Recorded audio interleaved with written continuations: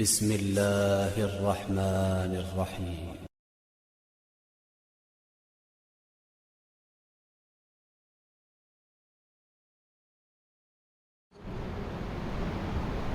بسم الله الرحمن الرحيم.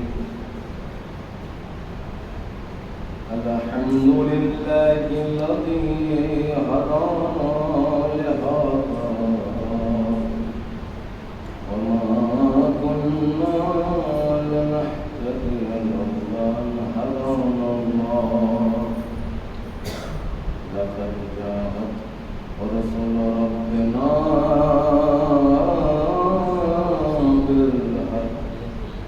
الصلاة والسلام على رسول المصدق المصطفى الأمجد المحمود الرحمة مولانا ومولى الكونين جد الحسن والحسين القاسم محمد.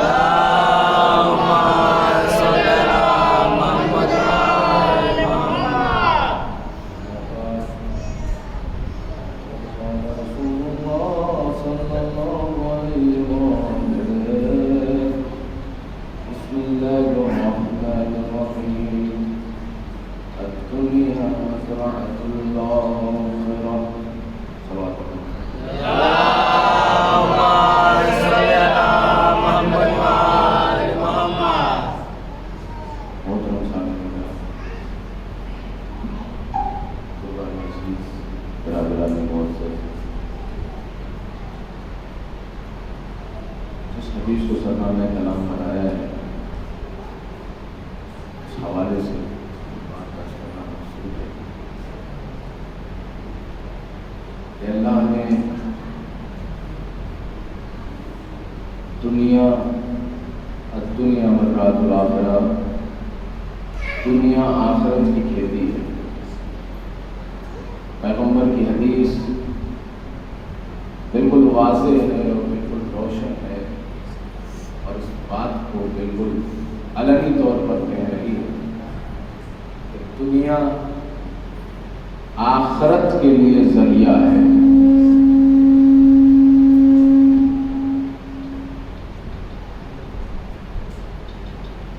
کبھی بھی یہ نہیں کہا گیا کہ دولت نہ کمائی جائے، یا کبھی بھی یہ نہیں کہا گیا کہ آپ اپنی دنیا نہ سنبھالیں، بلکہ حب دنیا کے لیے منع کیا گیا ہے. بے شک محبت دنیا کے لیے. اور جتنی بھی چیزیں ہیں اس دنیا میں، یہ ذریعہ بن جائیں آپ کی نجات کا. لہذا اللہ نے اس کائنات کو خلق کیا ہے انسانوں کے لیے، کیونکہ انسان کو اللہ نے اشرف المخلوقات بنا کر کے بھیجا ہے.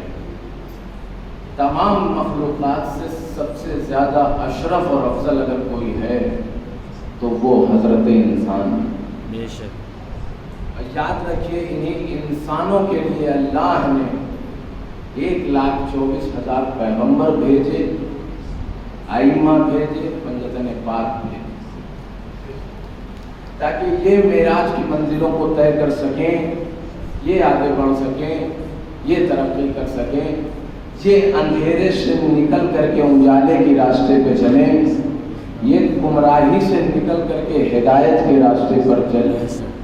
لہٰذا اللہ نے وہ انتظام کیا کہ نہیں، چونکہ ہم نے انہیں اشرف مخلوقات بنایا ہے، یہ پتھر سے بھی افضل ہیں، یہ شجر سے بھی افضل ہیں، یہ حجر سے بھی افضل ہیں، یہ درختوں سے بھی افضل ہیں، یہ جانوروں سے بھی افضل ہیں، یہ آسمانوں سے بھی افضل ہیں، یہ سیاروں سے بھی افضل ہیں، یہ کہکشاؤں سے بھی افضل ہیں، یہ چاند سے بھی افضل ہیں، یہ سورج سے بھی افضل ہیں، یہ دریاؤں سے بھی افضل ہیں، یہ گھٹاؤں سے بھی افضل ہیں، یہ خلاؤں سے بھی افضل ہیں، یہ ساری چیزوں سے یہ افضل ہیں۔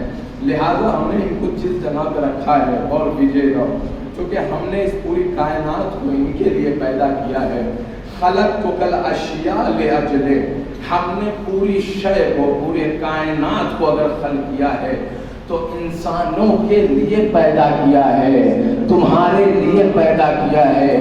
یاد رکھیے، یاد رکھیے، یہ ساری چیزیں ہمارے لیے اللہ نے پیدا کی ہیں، وہ چاہے چاند ہو، وہ چاہے ستارہ ہو، وہ چاہے کہکشاں ہو، وہ چاہے خلا ہو، وہ چاہے دریا ہو، وہ چاہے گھٹا ہو، وہ چاہے جو بھی ہو، آسمان ہو، ستارے ہو، چاند ہو، سورج، جتنی بھی چیزیں اس کائنات میں، حجر ہو، شجر ہو، یہ ساری چیزیں اللہ نے ہمارے لیے پیدا کی ہیں۔ لہٰذا لیکن آگے کا جملہ میں آپ کے حوالے کر رہا ہوں، صنعتک لنفسک، لیکن ہم نے تم کو اپنے لیے پیدا کیا ہے، ہم نے تمہیں اپنے لیے پیدا کیا ہے۔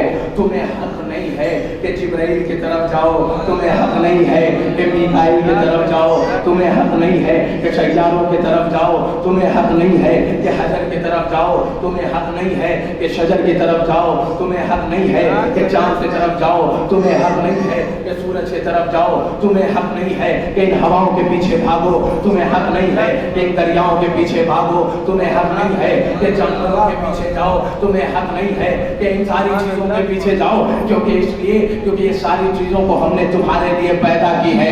بس تمہارا کام اتنا ہے، چونکہ ہم نے تمہیں اپنے لیے پیدا کیا ہے، تمہیں ان کی طرف جانے کی ضرورت نہیں ہے۔ تمہارا کام اتنا ہے کہ تم میری طرف آتے چلے جاؤ، حجر تمہارے قدموں میں، شجر تمہارے قدموں میں، سیارے تمہارے قدموں میں، ستارے تمہارے قدموں میں، چاند تمہارے قدموں میں، سورج تمہارے قدموں میں، یہ پوری کائنات تمہارے قدموں میں آتی چلی جائے گی۔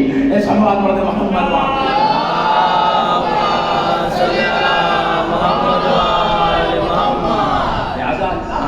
اللہ نے ہر شے کو، اس سے پہلے بھی میں ایک بات کہہ چکا ہوں خطبے میں پھر دہرانا چاہتا ہوں کہ جتنی بھی چیز اللہ نے اس کائنات میں پیدا کی ہے وہ بہت ہی باعظمت خلقی ہے۔ ہر چیز کو اپنے مقام پر اللہ نے پیدا کیا ہے، ہر چیز کو اپنے منزلت پر پیدا کیا ہے اللہ نے۔ اب اللہ اگر ایک ذرے کو بھی پیدا کرے گا تو بے بنیاد خلق نہیں کرے گا، نہیں، اس کے لیے بھی ایک ہدف ہے، اس کو پیدا کرنے کا بھی ایک مقصد ہے اللہ کا۔ یاد رکھیے، یاد رکھیے، پوری کائنات میں اللہ نے جتنی شے کو خلق کیا ہے ایک مقام پر فائز کیا ہے، ایک ہدف کے لیے پیدا کیا ہے۔ اب مثال کے طور پہ آپ کے گھر میں اگر کوئی جانور ہے تو یاد رکھیے وہ جانور بھی اللہ نے ذلیل خلق نہیں کیا ہے، ذلیل خلق نہیں کیا ہے، اس کو بھی باعظمت خلق کیا ہے اللہ نے، اس کو بھی فضیلت دی ہے اللہ نے۔ چونکہ ہمارے لیے پیدا کیا ہے تو ہم یہ سوچتے ہیں کہ ذلیل خلق کیا ہے، ذلیل خلق کیا ہے، کیونکہ ہمارے لیے اللہ نے پیدا کیا ہے۔ لہذا اگر کوئی جانور بھی ہے جس کو آپ استعمال کرتے ہیں، جس کو آپ کھانا کھلا کر کے اس کا دودھ دوتے ہیں وغیرہ، دودھ پیتے ہیں، استعمال کرتے ہیں، استفادہ کرتے ہیں، یاد رکھیے اسے بھی ایک ڈنڈا آپ نہیں مار سکتے۔ اگر آپ نے مار دیا تو اسے ایک ڈنڈے کا بھی حساب لے لے گا پروردگار۔ تو کسی کو حق نہیں ہے کسی کو ذلیل کرنے کا، کیونکہ اللہ نے اس کائنات میں ہر چیز کو باعظمت خلق کیا ہے، فضیلت کے ساتھ خلق کیا ہے، آپ کو حق نہیں ہے۔ لہذا اللہ نے جب ایک جانور تمہارے لیے ذلیل خلق نہیں کیا تو تم ایک ہی بس میں بیٹھ کے ایک دوسرے کو کیوں ذلیل کرتے ہو، کیوں ذلیل کرتے ہو؟ اس لیے اللہ نے ہر انسانوں کو اپنے مقام پہ پیدا کیا ہے، باعظمت خلق کیا ہے، اور دنیا میں جتنی بھی چیز ہے اس کو ذریعہ بنایا ہے کہ تم خدا تک پہنچو۔ غور کیجیے، ان ساری چیزوں کو اللہ نے ذریعہ بنایا ہمارے تک آنے کے لیے، اسی لیے اس دنیا کو آپ کو جو استعمال کرنا ہے وہ خدا تک جانے کے لیے۔ غور کیجیے، خدا تک جانے کے لیے اس دنیا کو استعمال کرنا ہے ہمیں۔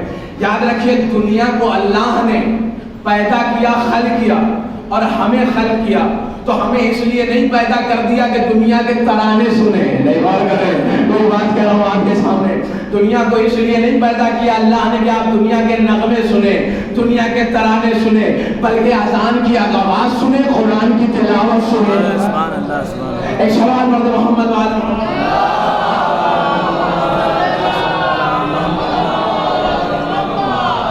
اذان کی آواز سنیں، قرآن کی تلاوت سنیں، اسی لیے اللہ نے اس کائنات کو پیدا کیا ہے اور آپ کو اس کائنات میں خلق کیا ہے کہ دنیا کے نغموں کے پیچھے مت لگ جانا، دنیا کے ترانوں کے پیچھے مت چلے جانا، دنیا کے پیچھے مت چلے جانا، بلکہ قرآن کی آواز سنو، اذان کی آواز سنو۔ یہ ساری چیزوں کے لیے یہ ذریعہ بنایا اللہ۔ لیکن پروردگار اگر تو نے اس کائنات کو ہمارے لیے پیدا کیا، بہت بڑا المیہ ہے یہ بات میں آپ کے سامنے کہنا چاہ رہا ہوں، اگر یہ ساری حجر شجر، یہ سیارے ستارے جانور اگر تو نے ہمارے لیے پیدا کیا ہے تو ہم نے تو یہ دیکھا ہے کہ انسان انہی سے ڈرتا ہے۔ انسان سبحان اللہ۔ اگر یہ چاند سورج ستارے یہ سب کچھ، یہ روشنی، یہ اندھیرا، یہ سب ساری چیزیں اگر ہمارے لیے اللہ نے پیدا کی پوری کائنات، تو پھر ہم نے دیکھا ہے کہ انسان خود اسی سے ڈرتا ہے۔ وہ کیسے ڈرتا ہے؟ اگر یہ ساری چیزیں ہمارے لیے پیدا کی، پروردگار اگر جنگل میں پہنچ جائیں اور کوئی شیر کی آواز دہاڑ سن لیں تو کبھی شروع کانپنے لگتا ہے انسان۔ اگر تو نے ہمارے لیے پیدا کیا ہے تو ہم ڈر کیوں رہے؟ مثال کے طور پہ اندھیرا ہے تو چھت پہ نہیں جائیں گے، کیا ہو جائے گا بھائی؟ اندھیرا ہے تو چھت پہ نہیں جائیں گے آپ، کون کھڑا ہے آ کر کے وہاں، کون سا شیطان اور ابلیس ہے؟ اب مثال کے طور پہ بجلی کڑک گئی تو جو گھر کا سب سے کونے والا کمرہ ہوتا ہے اس میں چھپتے ہیں جا کے کہیں بجلی گر نہ جائے۔ اب دریا کے کنارے پہنچ گئے، دریا کی گڑگڑاہٹ سن لیا تو ڈر گئے۔ لیکن پروردگار اگر یہ ساری چیزیں تم نے ہمارے لیے پیدا کی ہیں تو ہم ڈرتے کیوں ہیں اس سے؟ جانور کی آواز سن لیا ڈر گئے، دریا کی آواز سن لیا ڈر گئے، اندھیرے میں مثال کے طور پہ قبرستان اگر جانا ہو وہ ڈر گئے۔ لہٰذا جتنی بھی چیزیں تم نے ہمارے لیے پیدا کی، ہم نے دیکھا کہ انسان اسی سے ڈرتا ہے۔ توجہ چاہتا ہوں، کیوں ڈرتا ہے انسان؟ اگر یہ ہمارے لیے پیدا کی ہے، اگر ہمارے یہ فرما بردار ہیں، اگر یہ ہمارے حکم کے تابع ہیں، اور اگر ہمارے لیے تم نے پیدا کیا ہے تو ہونا یہ چاہیے تھا یہ ہمارے حکم کے مطابق چلتی، ہمارے حکم کے مطابق چلتی۔ لیکن ہم نے دیکھا ہے کہ انسان انہی سے ڈرتا کیوں ہے؟ کا وجہ یہ ہے کہ ہم نے یہ تمہارے لیے نہیں پیدا کیا تنہا۔ سن لیجیے، یا مثال کے طور پہ یہ دنیا قاسم صاحب کے لیے خلق نہیں کی گئی ہے، یا مولانا ابو الحسن صاحب کے لیے تنہا خلق نہیں کی گئی، بلکہ یہ دنیا تمام انسانوں کے لیے پیدا کی گئی ہے۔ تم انسان بنے کب ہو؟ ایک سلام بولے محمد وآل محمد۔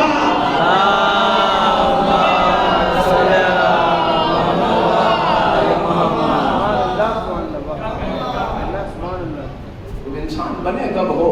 انسان بن جاؤ تو پھر دیکھو کس طریقے سے یہ دنیا تمہاری فرما بردار ہو جائے گی۔ تم انسان بنتے چلے جاؤ، ستارہ تمہاری ڈیوٹی پہ آ جائے گا۔ تم انسان بنتے چلے جاؤ، سورج تم پلٹا دو گے، انسان بنتے چلے جاؤ، دریا پہ مسلح بچھا دو گے، دریا تمہارا موتی و فرما بردار بنتا نظر آئے۔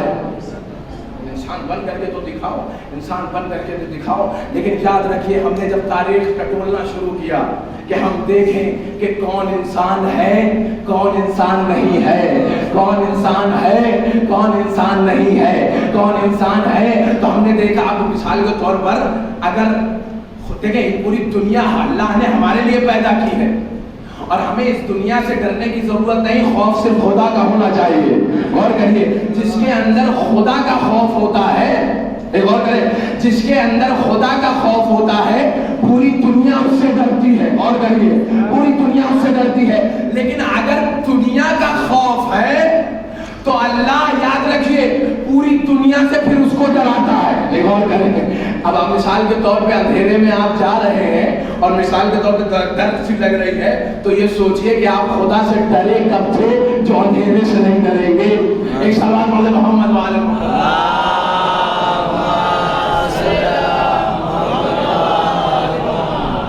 ہم نے तारीख टटोलना शुरू किया तो हमने देखना शुरू किया कि कौन इंसान है कौन इंसान नहीं है। अब तारीख को हमने पलटना शुरू किया तो हमने देखा कि जिसने सूरज को पलटाया वो इंसान, जिसने सितारे को बेहुदी में बुलाया वो इंसान, जिसने दरियाओं को ऊपर हुक्म जारी किया वो इंसान। याद रखिए, जिसने चांद के 2 टुकड़े कर दिए वो इंसान। अब जिसने जिसने जिसने हजर को अपने हाथों पे कलवा पढ़वा दिया वो इंसान। अब इस तरीके के इंसान नजर आए। अब जो तारीख में 2 तरीके के इंसान नजर आए, वो जो दुनिया से डर रहे थे और वो जो खुदा से डर रहे थे। जो दुनिया से डर रहे थे उसे इंसान नहीं कहा जाता, जो खुदा से डरते हैं वो इंसान होते हैं। जो दुनिया खुदा से डरते हैं, ये तो अली का कमाल है। अली के गुलामों का ये हाल है कि अगर हाथ में तस्बीह ले ले तो अमेरिका जैसा भी देखने का मजबूर होगा। एक सलावत पढ़े मोहम्मद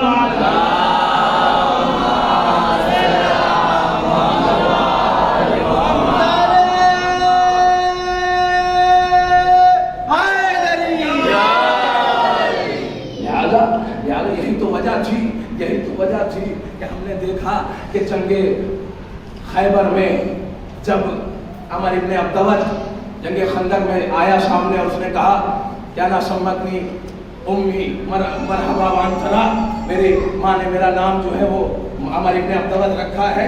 इस तरीके की जब बातें हुई तो मौला कायनात ने जब कहा कि आना सम्मतनी उम्मी हैदरा, मैं वो हूँ कि जिसके माँ ने मेरा नाम हैदर रखा है, मैं वो हूँ कि जिसकी माँ ने मेरा नाम हैदर रखा है।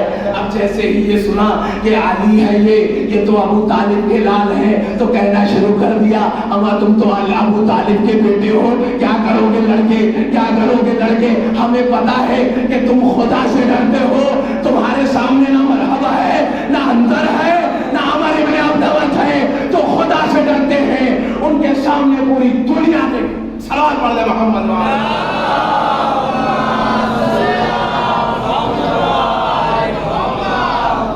अल्लाह ने इस दुनिया को खल्क किया है हमारे लिए, और जो इस दुनिया से डरते हैं अल्लाह हर चीज से उनको डराता है। लेकिन जो खुदा से डरते हैं, और करिए, पूरी दुनिया उनसे डरती है, पूरी दुनिया उनसे डरती है, पूरी दुनिया उनसे। लिहाजा उससे पहले भी मैं ये बात कह चुका हूँ और फिर से दोहराऊंगा चूंकि मजलिस में है, लिहाजा मैं कहना चाहता हूँ कि अल्लाह ने दुनिया को और मासूमीन ने इस दुनिया को साये से मुराद लिया है। साया कहा है कि ये दुनिया साये के मानिंद है। मिसाल के तौर पे आपके पीछे अगर लाइट जल रही हो और आपका साया जो होता है वो आपके सामने होता है, लिहाजा आप कभी भी चाहिए कि अपने साए को पकड़ लीजिए तो अपने साए को नहीं पकड़ सकते आप, क्योंकि आप कोशिश भी करिएगा साए को पकड़ने की कोशिश कीजिएगा तो साए को नहीं पकड़ सकते। जब भी चाहेंगे साए के पीछे के साए को पकड़ ले, नहीं पकड़ सकते, क्योंकि याद रखिए लाइट आपके पीछे है, साया आपके सामने है। और आप चाहिए कि दुनिया को साए की मिसाल दी है नबी अलैहिस्सलाम ने कि आप अगर दुनिया के साए के पीछे दौड़िए तो साया आपको जलील करा देगा। गौर कीजिए, 4-5 लोगों से हंसवा भी देगा कि भाई अपने साए से नहीं, अपने साए को नहीं पकड़ पा रहे, अपने साए को नहीं पकड़ पा रहे, अपने साए को नहीं पकड़ पा रहे हैं। लिहाजा अब अगर आप चाहते हैं कि साए को जलील कर दे तो उस लाइट की तरफ भागिए, नहीं गौर कीजिए, उस नूर की तरफ जाएंगे तो साया आपके पीछे पीछे आएगा, साया आपके पीछे पीछे आएगा।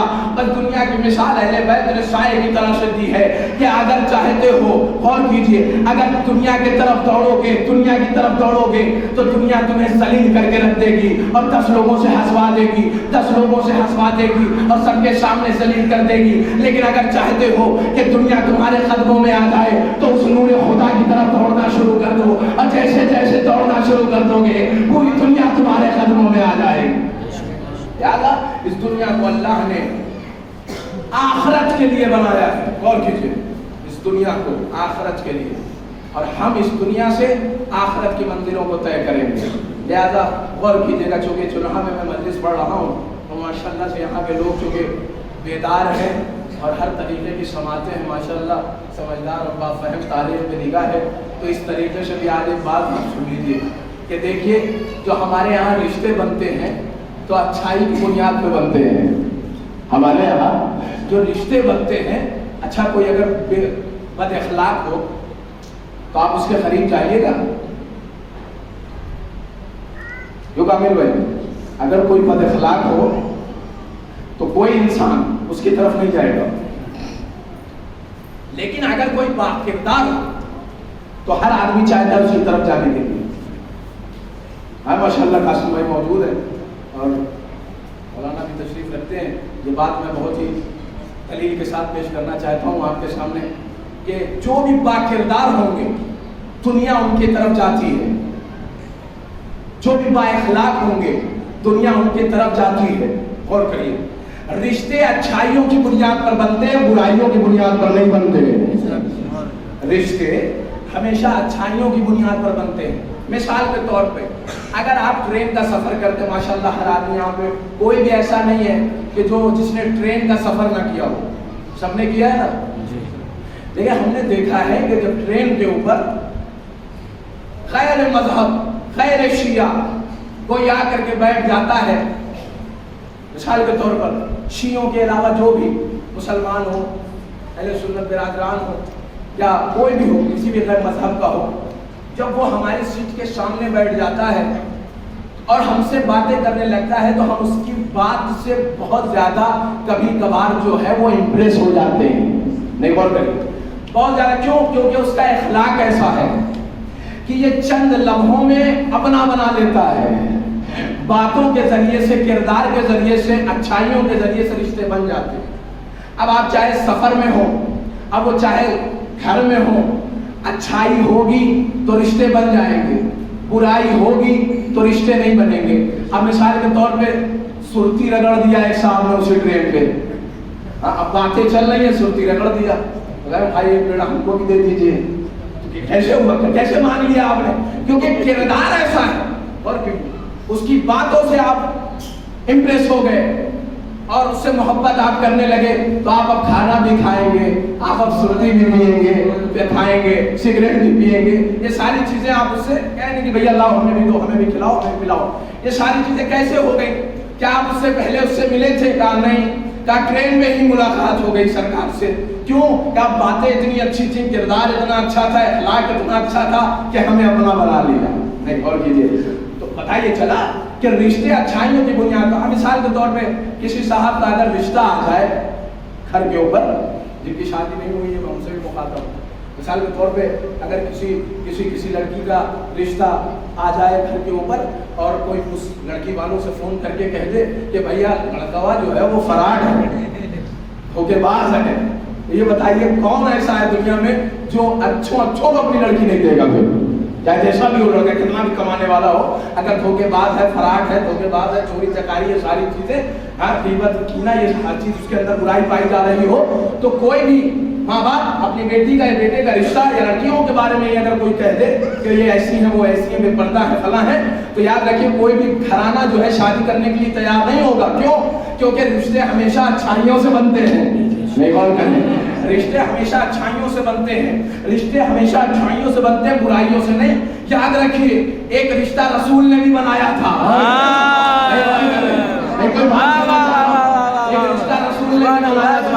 ایک رشتہ رسول نے بھی بنایا تھا. دو طریقے کے رشتے ہمیں نظر آئے پیغمبر کی زندگی میں. ایک وہ رشتہ تھا کہ کہا سلمان کو ملنا ہے نلوائے, اور ایک وہ رشتہ تھا کہ اپنے ہی بزم سے کان نکل جاؤ, تمہاری ضرورت نہیں ہے. ایک سال پڑھ دے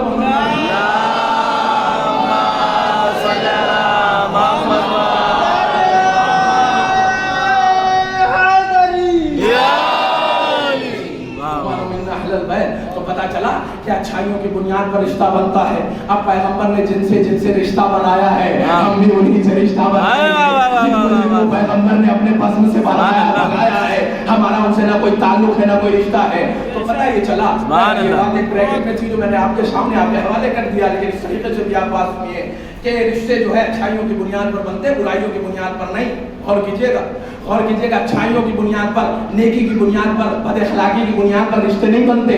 اب اتنا میں تو کہنا چاہوں گا, محرم شروع ہے, عزاداری شروع ہے, آپ فرش عزا پر آ گئے. غور کیجیے گا, ہمارا وقت کا امام جو پردہ غیب میں ہے, جو پردے میں ہے, آج کتنی بھی ہم برائی کر لیں لیکن ہم سے اپنا رشتہ نہیں توڑتے. کتنا کرم ہے ان کا, کتنا कितना लुत्फ है उनका। लिहाजा हमें अपने आप पर गौर करना चाहिए कि रिश्ते अच्छाइयों की बुनियाद पर बनते हैं। वाह, वाह, वाह, वाह। वक्त का इमाम हम कितने में गुनहगार हो जाएं, हमसे रिश्ता नहीं तोड़ता, बस ये चाहता है कि हमारा शिया है, हमारा मानने वाला है, हमारे चाहने वाले हैं। खुदा इनकी तौफीक में इजाफा फरमाए कि ज्यादा से ज्यादा सवाब दारैन को हासिल करने की। एक सवाल पढ़ दो मोहम्मद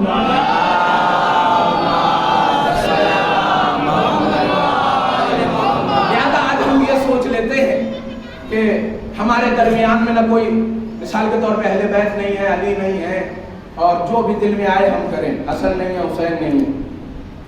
लेकिन एक बात मैं आपसे बताऊं, दुनिया तो बड़ी मॉडर्न हो गई, हाँ, दुनिया तो बड़ी तरक्की कर गई। ये दुनिया को लगता है कि हमने तरक्की कर लिया है, नहीं। दुनिया तरक्की उसी वक्त करेगी जब हमारे इमाम का ज़हूर होगा। सुभान अल्लाह,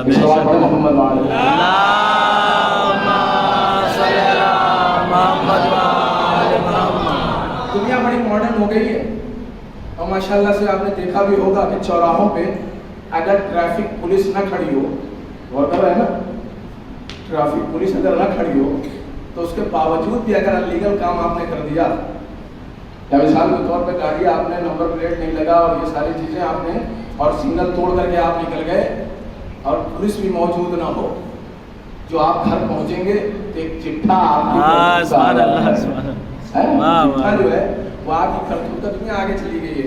तो भाई आप ये कहेंगे ना कि वहाँ तो कोई नहीं था, ना कोई पुलिस थी, ना कोई ट्रैफिक पुलिस थी, कोई भी नहीं था, लेकिन जैसे ही हम सिग्नल तोड़ करके निकल गए तो हमारी करतूत का चिट्ठा आ कैसे गया, ये गौर करें, आ कैसे गया, ये कैसे आया।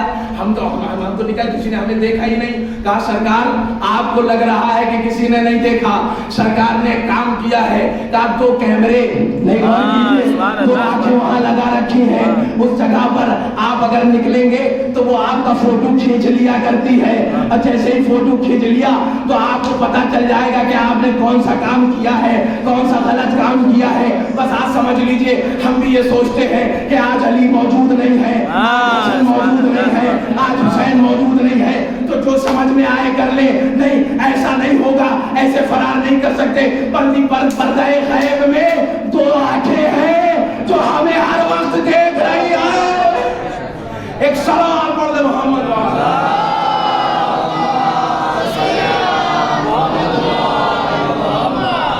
आंखें हैं। तो लिहाजा गाड़ी जो है जब भी चलाइए तो निगाह सामने होना चाहिए। नहीं, गौर कीजिए, जिनकी निगाहें इधर उधर रहती है ना, उनका एक्सीडेंट बहुत जल्दी होता है। अफसर भाई गौर कर रहे हैं, अगर जिनकी निगाहें जो है वो इधर उधर होती है, मोनू भाई मौजूद नहीं है, एक सलाम पढ़ दे मोहम्मद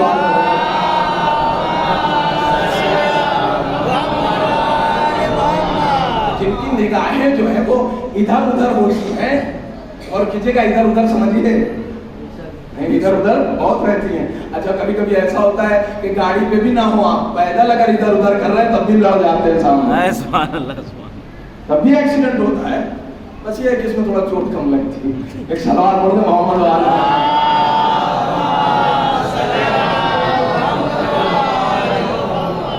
तो गाड़ी जब भी चलाइए याद रखिए, हैंडल पकड़े हुए आप इधर ताक रहे तो एक्सीडेंट होगा जरूर। गौर कीजिए, एक्सीडेंट उनका नहीं होता जो हमेशा निगाह सामने रखते हैं। बस गौर कीजिएगा, आज हमारे मुआशरे में जो भी लोग अपने घर के अलावा दूसरे के घर में झांकते हैं, अपने घर के अलावा दूसरे के गरिबान में झांकते हैं, वो हमेशा एक्सीडेंट के शिकार हो जाते हैं। एक सलावत पढ़ दे मोहम्मद वाले।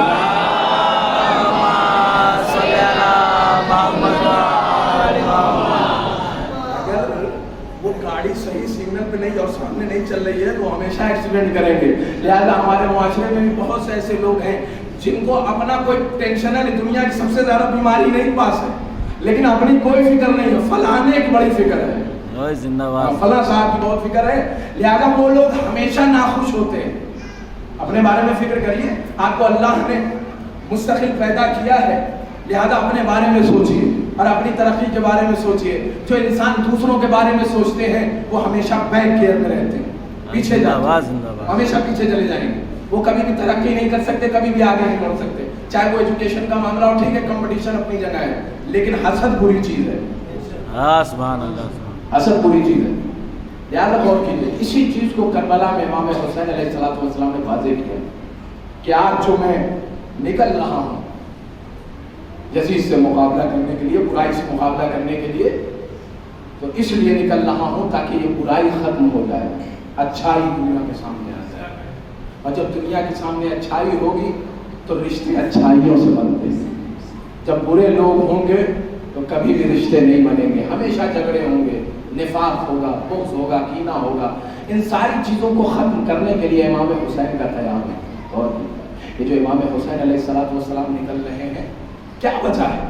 کیونکہ مدینے میں برائی کو, اب برائی اس طریقے سے کی جا رہی ہے جیسے کہ اچھائی کو انجام دیا جا رہا ہو. نہ کوئی برائی کا مطلب برائی سمجھتا ہے, نہ کوئی اچھائی کا مطلب اچھائی سمجھتا ہے. اچھائی کو بھی لوگ برائی کے انداز میں انجام دے رہے تھے. جب یہ ساری چیزیں ہو گئی تو امام حسین علیہ السلام نے مدینہ چھوڑ دیا. آج 4 محرم امام حسین علیہ السلام کا قیام درس ہے. یہ درس ہے, اس کو سمجھنے کی ضرورت ہے. چھوٹی چھوٹی چیزوں میں ہم الجھ کے نہ رہ جائیں. جن کا مقصد بڑا ہوتا ہے نا, وہ کبھی بھی چھوٹی چیزوں میں پھنس کے نہیں رہتے. وہ کبھی بھی ساری چیزوں میں, جھمیلوں میں, گھرانے کے لفڑوں میں, پراپرٹی میں, اس میں یہ جھمیلوں میں نہیں پڑتے. وہ ہمیشہ آگے بڑھنے کی سوچتے ہیں. وہ ہمیشہ حسینیت کے راستے پر چلتے ہیں. امام حسین علیہ السلام کا عزم بڑا تھا, لہذا یزید بھی کیڑا مکوڑا نظر آ رہا ہے. ان کا عزم بڑا ہوتا ہے, ان کا ارادہ مضبوط ہوتا ہے, وہ کبھی بھی ان سارے جھمیلوں میں نہیں پڑتے. لہذا جب دنیا نے کہا کہ آپ نے یزید کا انکار کر دیا, یزید کی بیعت کا انکار کر دیا, تو امام حسین نے یہی کہا تھا, مجھ جیسا اس جیسے کی کیا بیعت کرے گا, مجھ جیسا. لہذا کردار امام حسین علیہ السلام, اسی لیے کل کمائی لے کر کے امام مدینے سے نکل گئے. آج 4 محرم اور کیجیے کہ وہ مسائل 2 محرم کو امام حسین کربلا میں واقع ہو چکے ہیں اور خیمے نصب کر دیے ہوئے. 7 محرم کو خیمے میں پانی ختم, بچوں کی آتش کی صدائیں بلند ہو رہی. اللہ تاش, اللہ تاش, اللہ تاش, ہائے پیاس, ہائے پیاس, ہائے پیاس. سکینہ آواز کو بلند کر رہی. مشکیزیں جتنے بھی تھے وہ سوکھ گئے تھے. سارے مشکیزیں بچے لے کر کے کبھی عباس کے پاس آتے ہیں, چچا عباس پیاس, کبھی علی اکبر کے پاس آتے ہیں, بھیا پیار, کبھی قاسم کے پاس آتے ہیں, بھیا پیار, کبھی اور محمد کے پاس. ارے اس طریقے سے اللہ تاش کی صدائیں پورے خیمے میں گونج رہی ہے. آج 4 محرم ہے. مسائل میں پیش کرنا چاہتا ہوں. آج حسین کے دوست زہیر ابن خیر کا مسئلہ اچھی چاہتا ہے پیش کروں, جو اس طریقے سے امام حسین علیہ السلام سے ملے کہ تاریخ رقم ہے کہ زہیر کا کردار دنیا بھلا نہیں سکتی. کہ جب امام حسین علیہ السلام کا قافلہ راستے میں تھا تو کیا دیکھا کہ زہیر کا خیمہ ہے. زہیر بہت ہی دولت مند تاجر تھے, عثمانیہ قبیلے سے زہیر کا تعلق تھا, اور جناب زہیر اپنی زوجہ کے ساتھ اس خیمے میں تھے. تو ایک مرتبہ امام حسین علیہ السلام نے خواجہ ابوالفضل عباس سے کہا, جاؤ زہیر کو میرا پیغام پہنچا دو. ایک مرتبہ غازی زہیر کے لیے اپنا پیغام لے کر کے آتے ہیں اور خیمے میں دخل الباب کیا. خیمے کے دروازے کے پیچھے سے آواز دی.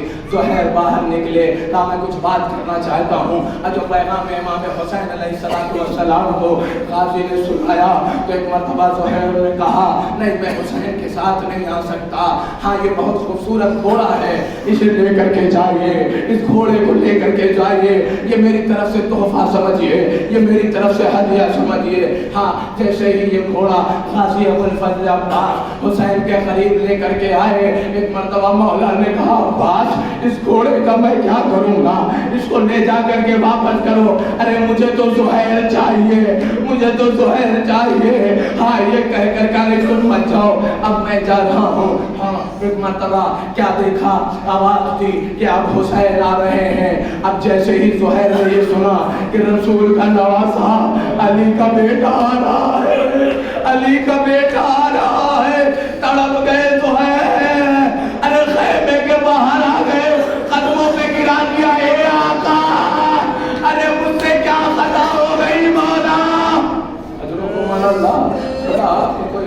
سوائے لب امام حسین کے کہا زہیر مجھے تم سے کچھ بات کرنا ہے. ہاتھ کو پکڑا لے کر کے صحرا میں آئے اور اس کے بعد کچھ گفتگو کی. امام حسین علیہ السلام نے زہیر دوڑے ہوئے خیمے میں آ گئے.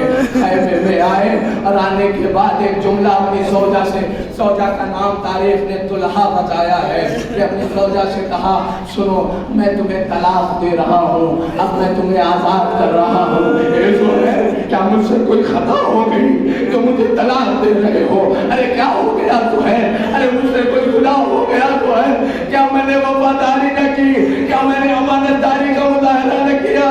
زہیر نے کہا نہیں نہیں میری زوجہ, ارے ایسی کوئی بات نہیں ہے. اب عبداللہ حسین آئے تھے, مجھے جنت میں میرا مقام دکھا دیا ہے. ارے اب میں اس دنیا میں نہیں رہنا چاہتا, اب میں تمہیں آزاد کرنا چاہتا ہوں. ہاں ایک مرتبہ کی زوجہ نے کہا زہیر کیا حسین کے ساتھ علی کی بیٹیاں نہیں ہے؟ ارے مجھے بھی ساتھ لے چلو, تم مردوں کی خدمت کرنا, میں سینا ادرکو والا خدا کو کوئی غم نہ دے, جاننے میں تمہیں آزاد کرتا ہوں. کیونکہ یاد رکھو جب عرب مرد مار دیتا ہے تو بیویوں کو اسیر کر لیتا ہے. اب میں نہیں چاہتا کہ کوفے میں کوئی کہے یہ زہیر کی زوجہ, اے زہیر تمہیں اپنی زوجہ کا اتنا بڑا, ارے کوئی زینب, کوئی ام کلثوم, ارے کوئی لباب, خدا کو کوئی غم نہ دے. سوائے امام حسین کے, ہاں آپ کی آوازیں کیا زہیر یہ کہہ کر کے نکلے, امام حسین کے ساتھ ہو گئے. میں نے سب ختم کر دیا مسائل, انشاءاللہ وقت ملا تو اس کے آگے سے میں مسائل شروع کروں گا, لیکن ایک روایت سن لیجئے آپ. اسی صحرا میں اسی کوفے کے راستے میں زہیر کی زوجہ نے اپنے خیمے کو نصب کر دیا تھا اور اپنے غلام کے ساتھ رکھو کرتی تھی. لیکن جیسے ہی یہ خبر غلام لے کر کے آیا کہ 10 محرم ہو گئی, زہیر قتل کر دیے گئے, زہیر مار دیے گئے, زہیر ختم کر دیے گئے. ہاں جیسے ہی یہ زوجہ نے سنا تڑپ کے رونے لگی اور غلام سے کہا یہ میرے غلام یاد رکھو یہ جو کفن ہے نا لے کر کے جاؤ, کفن لے کر کے جاؤ, اور دیکھو اگر تم چاہتے ہو کہ میں تمہیں آزاد کر دوں تو میرے والی و وارث کو کفن پہنا لینا, زہیر کو کفن پہنا کے آنا, کیونکہ وہاں اس کو کسی نے کفن نہ دیا ہوگا. اب جیسے ہی وہ غلام کفن لے کر کے کربلا میں آیا, آنے کے بعد واپس آ گیا, کہا تم نے کیا خطا کی, کیوں واپس آ گئے؟ کہے زہیر کی زوجہ, ارے میں نے دیکھا کہ حسین نے دونوں کفن,